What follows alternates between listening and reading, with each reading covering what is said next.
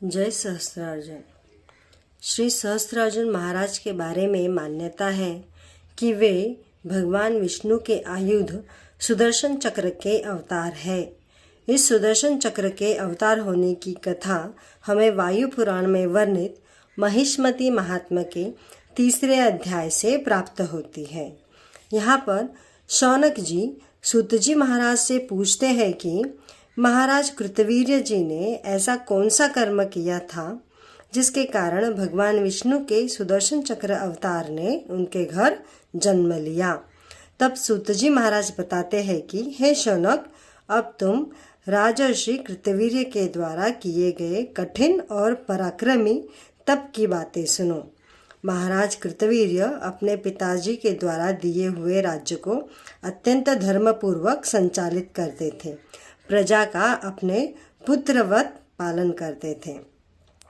महाराज कृतवीर्य चाहते थे कि उनका पुत्र उनसे भी ज़्यादा श्रेष्ठ हो, धर्मपरायण हो, महापराक्रमी हो, महाबलशाली हो, सर्वगुण संपन्न हो, ईश्वर अंश अवतारी हो। इसलिए उन्होंने तपस्या करने का निर्णय लिया। तपस्या करने के लिए उन्होंने नर्मदा नदी के किनारे नर्मदा संगम का स्थान चुना और मनसा वाचा कर्मणा व्रतस्थ हो गए। अपने आहार पर कठोरता से नियंत्रण किया। महाराज पहले माह में केवल कंदमूल और फल खाकर तप नियमों का पालन करते थे। दूसरे माह में वृक्ष के पत्ते खाकर उन्होंने तप नियमों का पालन किया। तीसरे माह में वे केवल पानी पीकर तप नियमों का पालन करते थे। चौथे माह में वे केवल वायु का भक्षण करते थे।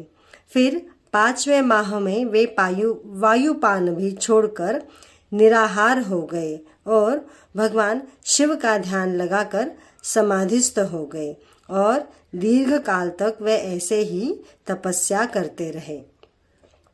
इधर वैकुंठ लोक में श्री विष्णु भगवान ने अपने आयुध सुदर्शन चक्र को मूर्तिमान होकर प्रकट होने की आज्ञा की। तब सुदर्शन चक्र मूर्तिमान होकर उपस्थित हो गए। उन्होंने दोनों हाथ जोड़े और भगवान की स्तुति आराधना की और भगवान से कहा, हे प्रभु, मुझ दास को किस प्रयोजन से स्मरण किया, कृपया आज्ञा दें। फिर श्री भगवान विष्णु कहते हैं कि हे दुष्ट और दुर्जनों का नाश करने वाले सुदर्शन, नदी, पर्वत, दुर्ग, समुद्र, भूमि, आकाश, स्वर्ग और पाताल सब में तुम्हारी गति अव्याहत है, जिससे कोई भी तुम्हें रोक नहीं सकता। हे मेरे प्रिय आयुध, भगवान शिव जी की आज्ञा है कि तुम भूलोक में जाकर दुष्टों का दमन करो और यथेच्छ राज्य करो। इधर भूलोक में कठिन तपस्या कर राजा कृतवीर्य दीप्तिमान हो गए थे। तब शिवजी ने उन्हें दर्शन दिया और कहा, हे राजर्षि, उठो, तुम्हारा तप सिद्ध हो गया है, अपनी मनोअभिलाषा से वर मांगो। साक्षात भगवान शिवजी को अपने सामने देखकर महाराज कृतवीर्य अत्यंत हर्षित हुए, ईश्वर की स्तुति प्रार्थना करने लगे, भाव विभोर हो गए, जय जयकार करने लगे। भगवान शिवजी ने कहा, हे राजन, वर मांगो। तब राजा कृतवीर्य ने कहा, हे प्रभु, हमें ऐसे पुत्र का वरदान दीजिए जो धैर्यवान हो, वीर्यवान हो, सद्गुण संपन्न हो, दुष्ट दानवों का दमन करने वाला हो, जिसकी कीर्ति अमर रहे। ऐसी कृपा करो भगवान। तब भगवान शिवजी ने कहा, जैसा तुमने चाहा वैसा ही पुत्र तुम्हें प्राप्त होगा।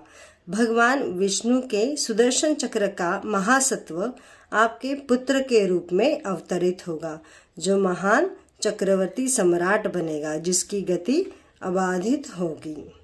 तथास्तु। इतना कहकर भगवान शिव जी अंतर्ध्यान हो गए। महाराज कृतवीर्य भगवान से वर पाकर अत्यंत प्रसन्न हुए और महिष्मति नगरी में लौटकर यथेच्छ राज करने लगे। भगवान शिवजी की नित्य पूजा आराधना करने लगे। महाराज कृतवीर्य ने वरदान के बारे में महारानी को भी जानकारी दी। कुछ समय बाद महारानी पद्मिनी ने गर्भ धारण किया। वह गर्भावस्था में श्री भगवान विष्णु की नित्य पूजा आराधना करती थी। गर्भ संस्कार उचित विधि से होते थे। प्रसव काल आने पर प्रसन्न वातावरण में कार्तिक मास के शुक्ल पक्ष की सप्तमी के तिथि पर श्रवण नक्षत्र के शुभ मुहूर्त पर राजकुमार का जन्म हुआ। वह राजकुमार सूर्य के समान तेजस्वी था, ओजस्वी था और दिव्य आभामंडल युक्त था। महाराज कृतवीर्य ने अपने पुत्र के जन्मोत्सव के उपलक्ष्य में हजारों रथ, हाथी, घोड़ा, गाय, स्वर्ण के आभूषण, अन्य धान्य आदि अनेक वस्तुओं का दान किया, जिसकी गिनती करना भी कठिन है। महाराज कृतवीर्य ने अपने दिव्य तेजस्वी पुत्र का नाम अर्जुन रखा। कृतवीर्य के पुत्र होने के कारण वे कार्तवीर्य भी कहलाए। यही बालक अर्जुन अपने तप और पराक्रम के बल पर सहस्त्र अर्जुन कहलाए। महाराज सहस्त्रार्जुन के पराक्रम की कथाएं आने वाले वीडियोस में बताऊंगी। सही समय पर नए वीडियो का नोटिफिकेशन पाने के लिए चैनल को सब्सक्राइब करें। सभी SSK समाज के बंधुओं से नम्र निवेदन है कि कमेंट बॉक्स में जय सहस्त्रार्जुन अवश्य लिखें। जय सहस्त्रार्जुन।